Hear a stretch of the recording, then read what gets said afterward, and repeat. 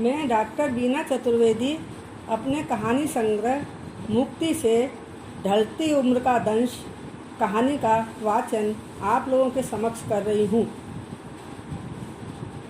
यह कहानी बहुत ही मार्मिक है। इसमें बताया गया है कि ढलती उम्र का दंश कितना दर्दनाक होता है। सुनिए, ढलती उम्र का दंश। श्रीमती प्रभावती से इस बार एक लंबे अंतराल के बाद मुलाकात हुई। उनका चेहरा एकदम मुरझाया हुआ था। जैसी हालत जड़ों से उखड़े हुए पेड़ पौधों की 2-3 दिन बाद होती है, कुछ उसी तरह की हालत उनकी लग रही थी।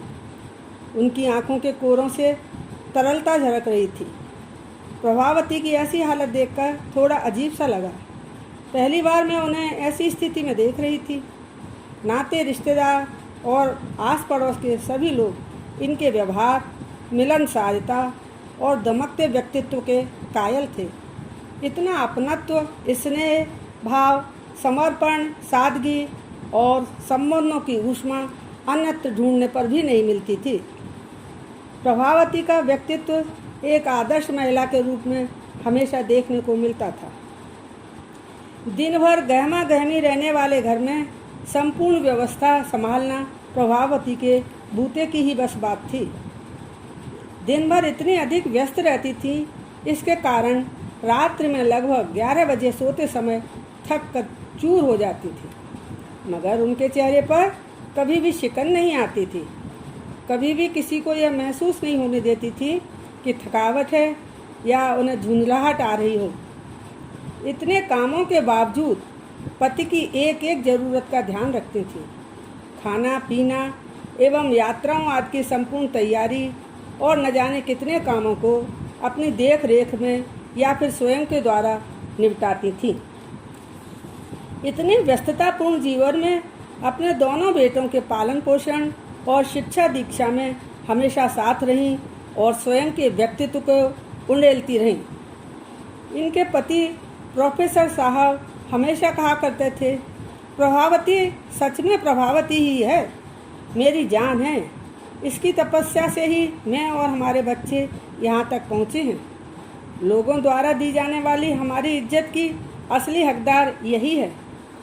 इतना सुनने के बाद प्रभावती मन ही मन बहुत खुश होती और लजाते शर्माते हुए कहती, बस बड़ाई करना लोग आपसे सीखें। प्रभावती की गृहस्थी सुचारू रूप से आगे बढ़ रही थी।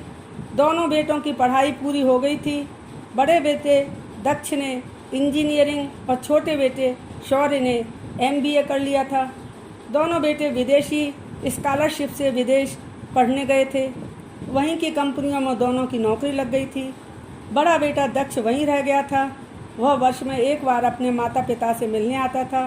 छोटा बेटा शौर्य विदेशी कंपनी में काम करते हुए अपने देश में ही आ गया था। दोनों की शादियां हो गई थीं। दोनों के 2-2 बच्चे थे। प्रोफेसर साहब और प्रभावती के परिचित सभी लोग इनके भाग्य की सराहना करते हुए थकते नहीं थे।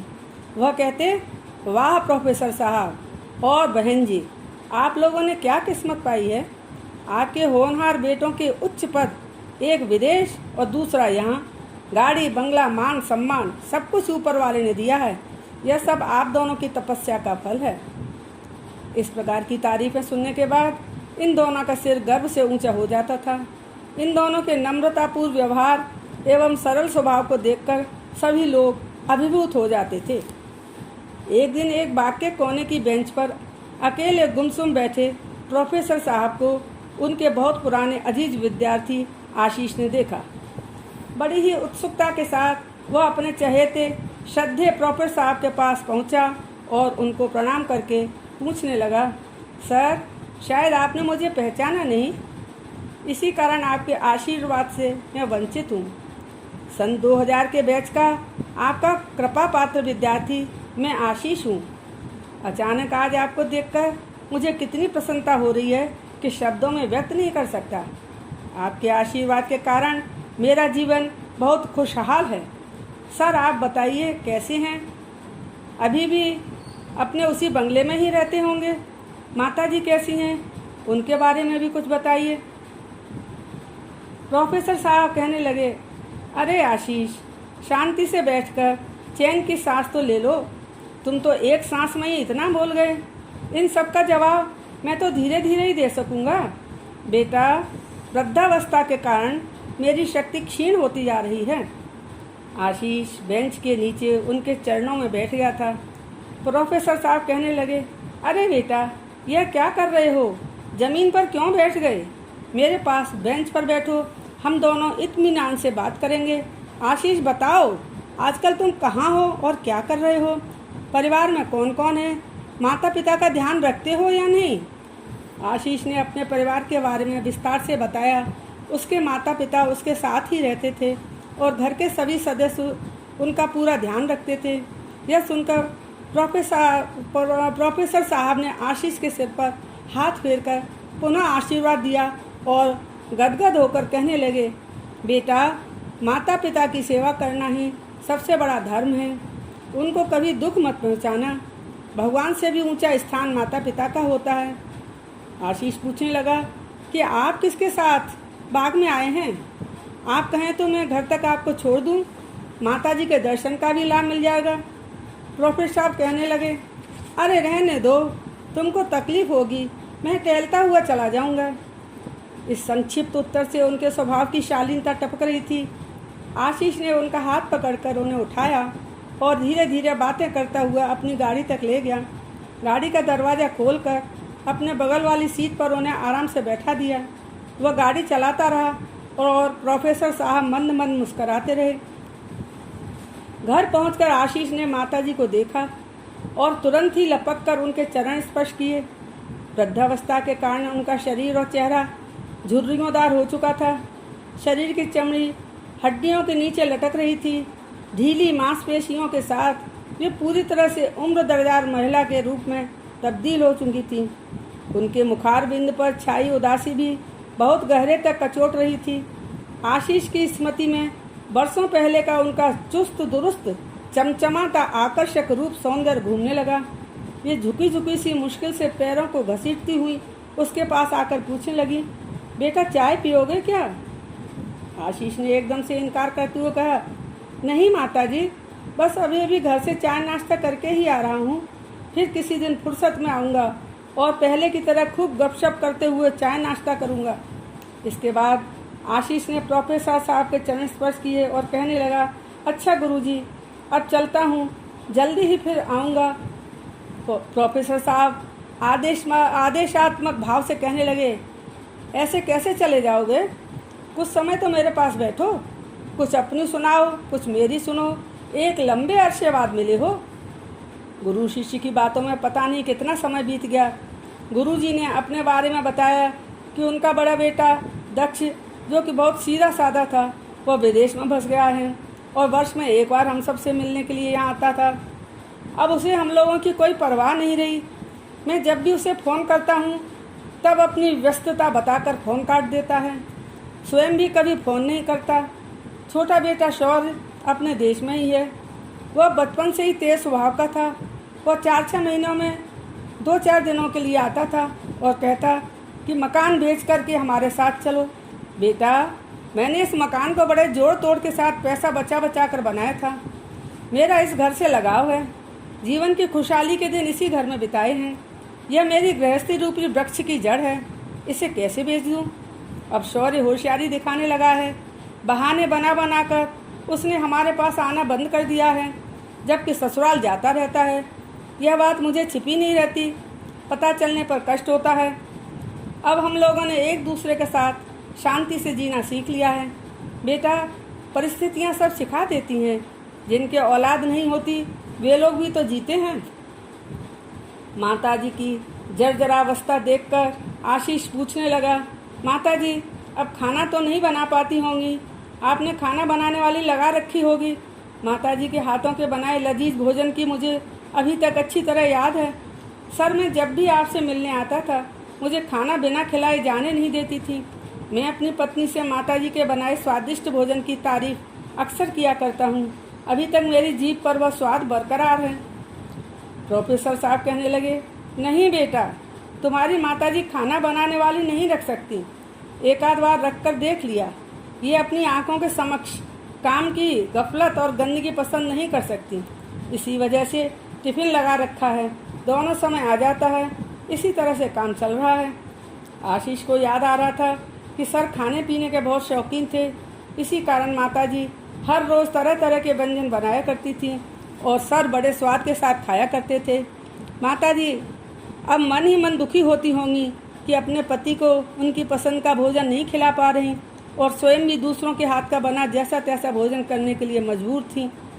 इसी प्रकार के अनगिनत प्रश्न आशीष के दिमाग में चल रहे थे। उसी बीच उसने देखा कि प्रभावती मुंह मोड़कर अपने आंचल से आंसू पोंछ रही थी।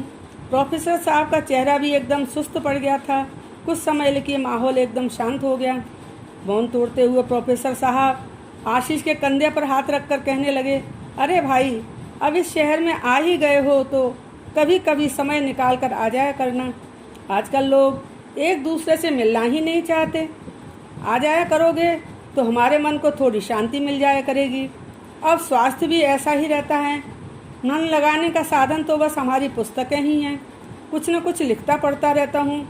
पत्नी की ओर इशारा करके कहने लगे कि यह साथ में है, बस इसी के साथ जीने की चाहत को बनाए हुए हूँ।